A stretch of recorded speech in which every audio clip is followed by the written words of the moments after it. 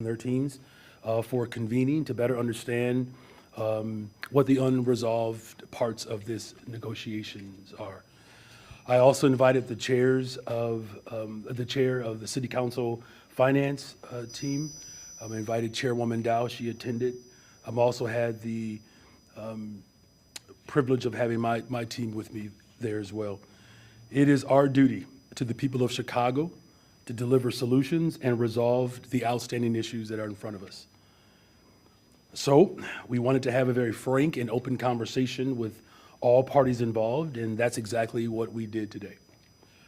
We got to hear from our CEO Martinez, as well as President Davis Gates, to dive into the conversation around some of the outstanding issues that include things like instruction prep time and other outstanding issues. This wasn't a negotiation session. This was just a conversation amongst people who are all working to ensure that we find a pathway forward and that we find that pathway forward together. The goal of this meeting was to open up the conversation to look for potential compromise or compromises to avert a work stoppage, to keep kids in the classrooms, keep parents at work, and of course to keep our educators in our schools. There's no reason for any of these outcomes when we are so close to landing a deal. What I heard today was that it comes down to less than $10 million. It comes down to a handful of teachers. And it comes down to just having real direction around minutes that are best utilized to support our educators as well as the students that they serve. Now, we also know that there are significant fiscal issues that we do have, particularly the entanglements with the Chicago Public Schools and the City of Chicago that have existed for some time. And that's why I had my finance team present to be part of this conversation as we work towards solutions. So we had a very productive conversation today.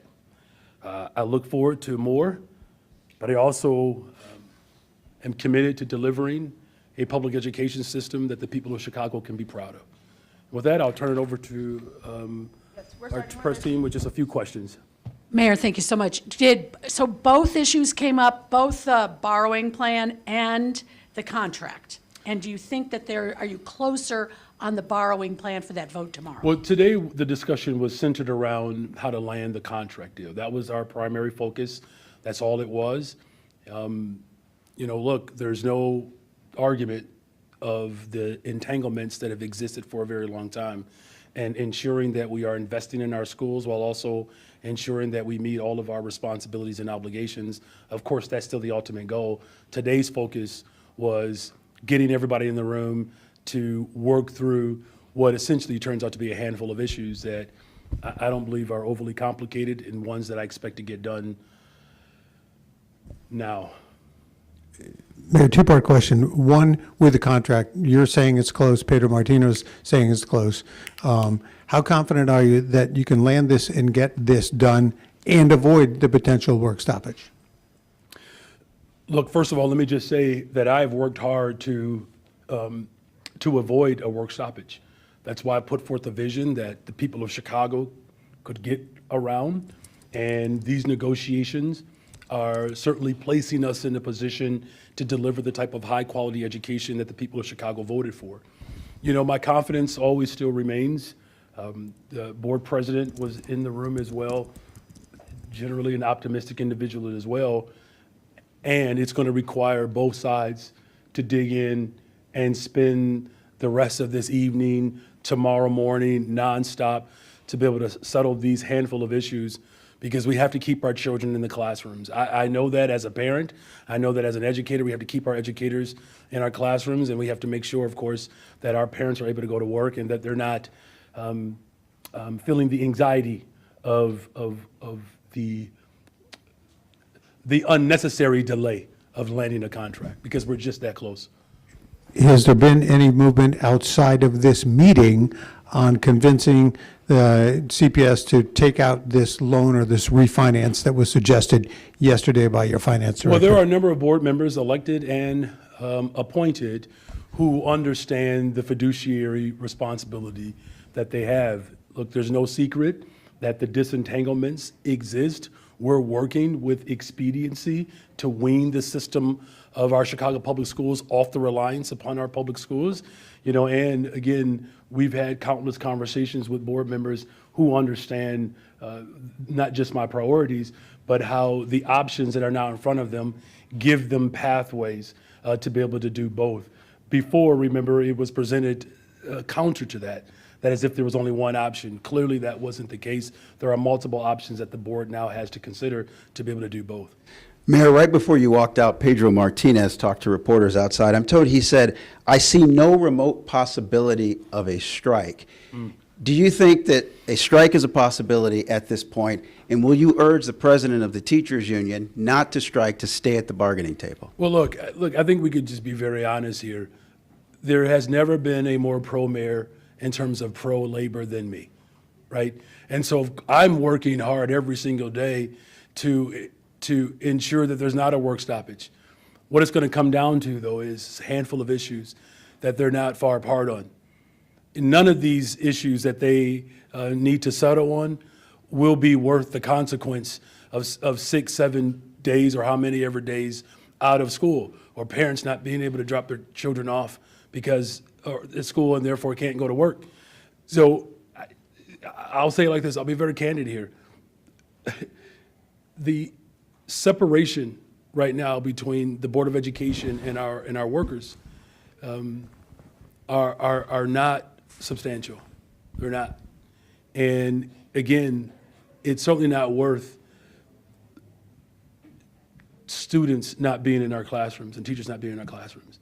That those issues are just so narrow in terms of their ability to settle. That's why I've called on both sides to stay at the table, to get this deal done. When will you all meet again? Well, that's a good question. I'm willing to do, first of all, I've done my part, to bring people together, and I will continue to do that. There's commitment from city council members as well. And what I expressed in that conversation was that there's no reason to stop negotiations today. They had a session earlier. There's no reason to stop negotiations today because you're just that close. I've been a part of, negotiations, and I can tell you, these are not issues that they're far apart on, and they certainly are not the issues that I think that, as important as they are, these are not issues that I believe that should separate us to the extent in which a work stoppage would ensue. Why is it important to have a contract deal by tomorrow? Is there a way that the pension payment gets paid if there's a contract deal? Well, there are a number of options. Thank you. What I've simply said was, because the president was in the room, we have narrowed it down to a handful of issues. It really is about 2 or 3, and there are some ramifications to some other layers, but it's really a couple of issues.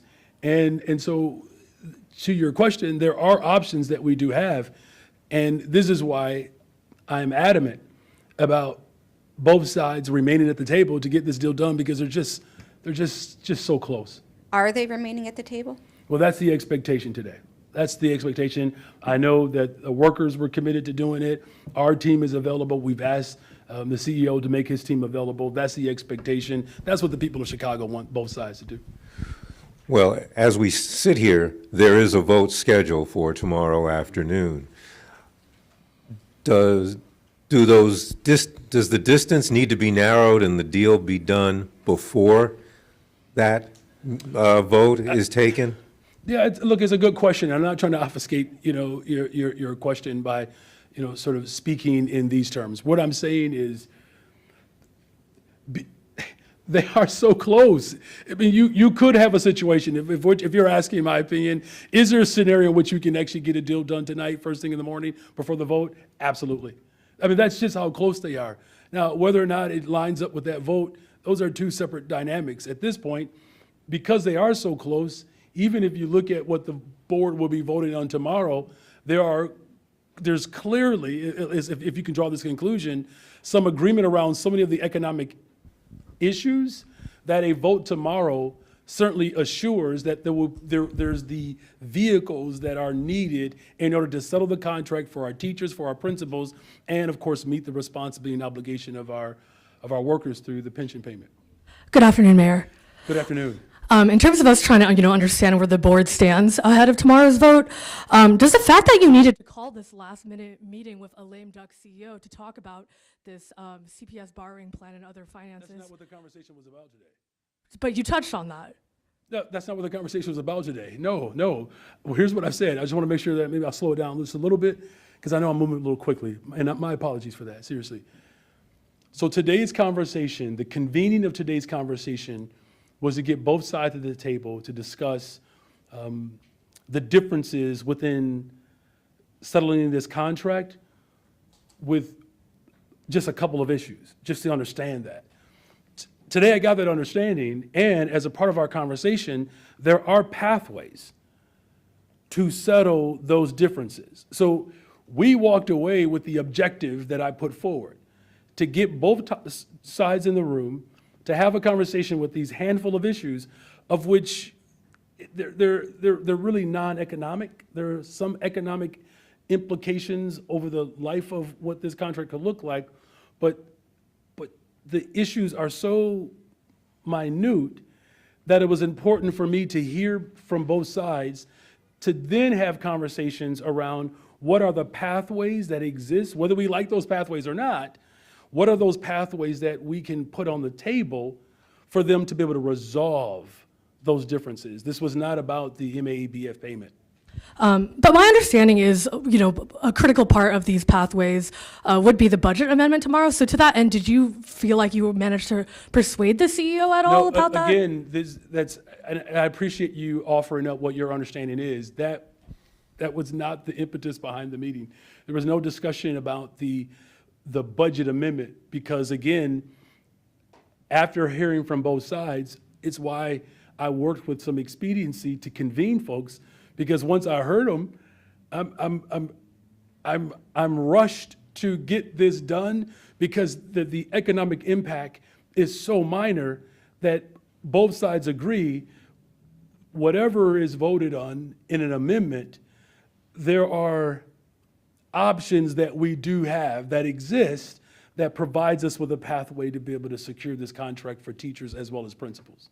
And thank you for offering up what your understanding was and giving me the opportunity to really clarify what the motivation behind the meeting was. Mayor, why actually separate those two conversations, right? Because if you do land a deal, or if it's landed tonight or tomorrow, there's still a disagreement over how to pay for both the labor contract and the pension piece, right? Why not have that be part of today's discussion? Because it's looming whether or not a deal is reached. Well, because, just give you an example, I mean, I don't mean to get into the weeds, but they're talking about evaluations, for teachers' evaluations. There's no economic impact on that particular area.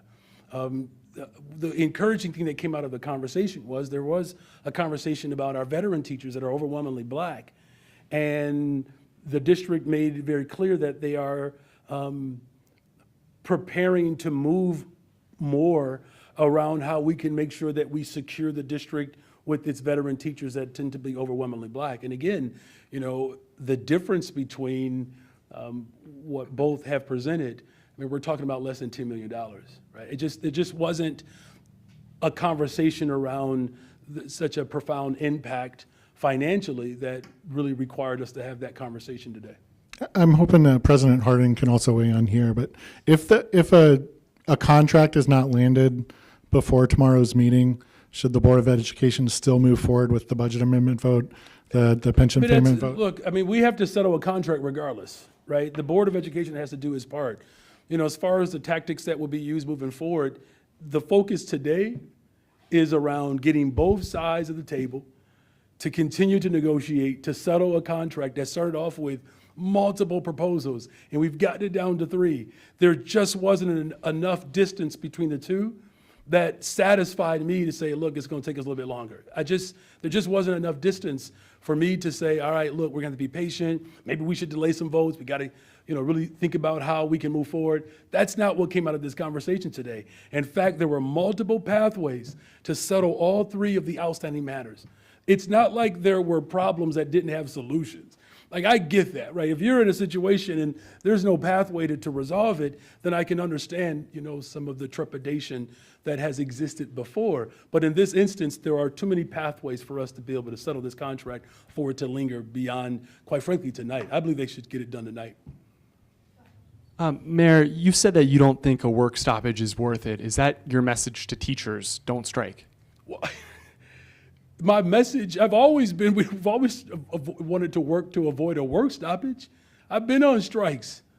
Look, that's not something that anybody ever wants to do. Of course, this is about making sure that our children stay in the classroom and the parents can go to work every day, right? That's not breaking news. That's what we've always called for. And I called for that when I was an educator, right? So my message to the Board of Education, my message to CPS leadership, my message to the people of Chicago, that these issues can be resolved and there are pathways to get there. And of course, I'm going to do everything in my power to avoid a work stoppage, even when teachers had to go on strikes. And they have over the course of many years in this city. I know that our educators have the best intentions for our young people. I know that. I know that as a parent, I know that as a fellow educator, and that there are educators that I can tell if you ask a teacher, they're going to say, no, we don't want to go on strike. Nobody wants that. And so I'm simply saying that what's worthwhile is staying at the table, negotiating through these pathways that everybody agreed at the table that those are pathways. Now, I have to be honest, I'm not saying that those pathways are smooth sailing. They're certainly not crystal stairs built along those pathways. However, they are pathways nonetheless. And that's the part that I was encouraged by, and that's why I expect both sides to remain at the table, get this deal done. If resolution doesn't come here on the remaining issues, which you've said are somewhat minimal or at least resolvable, if that doesn't come, do you think it would be appropriate for the CTU to vote to go on strike? Look, and here's to go on what's strike? appropriate. Let me tell you what's appropriate. What's appropriate is that we get a contract that reflects the values of the city of Chicago. That's what we're talking about. We're talking about class sizes, which they're really close. In fact, I believe they've, for the most part, settled that. Class sizes, that's something that I ran on. We'll have that in this contract. Conversations about a broader curriculum, providing more arts and music and access to subject matters that are outside of the so-called core subjects. That the contract speaks to that. The contract speaks to making sure that our paraprofessionals in particular get raises. These are overwhelmingly women, particularly women of color. I'm saying is that there's a lot to be excited about in this contract. And so these few issues that are remaining allows us to codify our vision for public schools. We get to do that. And, I was encouraged by the CEO and his recognition of these pathways. It's going to be tough, right? But nothing ever worth fighting for hasn't been tough. All right, thank you all. Appreciate it. Yep.